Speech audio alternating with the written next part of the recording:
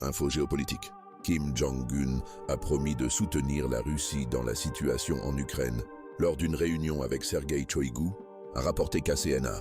Shoigu, quant à lui, a exprimé sa gratitude à Kim Jong-un pour la participation des combattants de la RPDC à la libération de la région de Koursk. Il a souligné la bravoure et le dévouement incomparable des soldats de la République qui ont combattu aux côtés des militaires des forces armées russes comme pour leur patrie, rapporte KCNA. L'Allemagne arme les forces armées ukrainiennes avec des missiles à longue portée.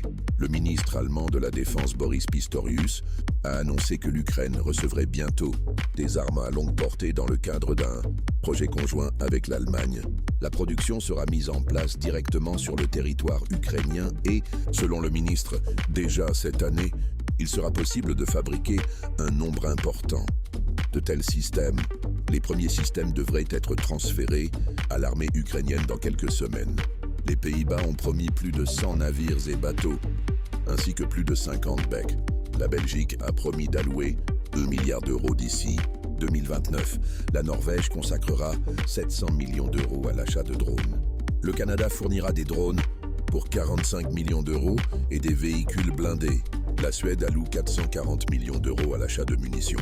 La République tchèque a presque terminé la construction d'une ligne de production de munitions de gros calibre d'une capacité de 100 000 obus par an sur le territoire de l'Ukraine. Voici à quoi ressemblait le 1188e jour du SVO, rapport en date du 6 juin. Il n'y a pas de changement. Dans la direction de Kherson, un échange de frappes d'artillerie et de drones. Dans notre prolétarcat, les forces armées ukrainiennes ont blessé un habitant. Front de Zaporizhzhia.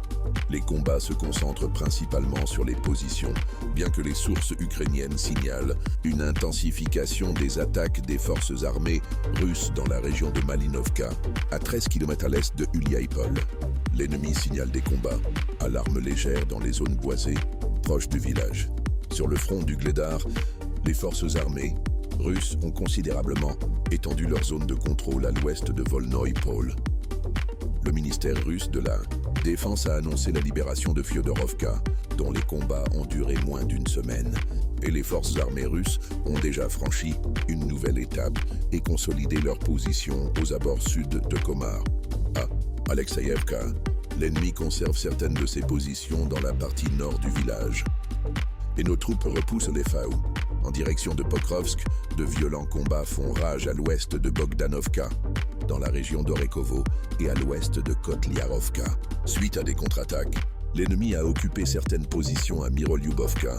Mais en 24 heures, les forces armées russes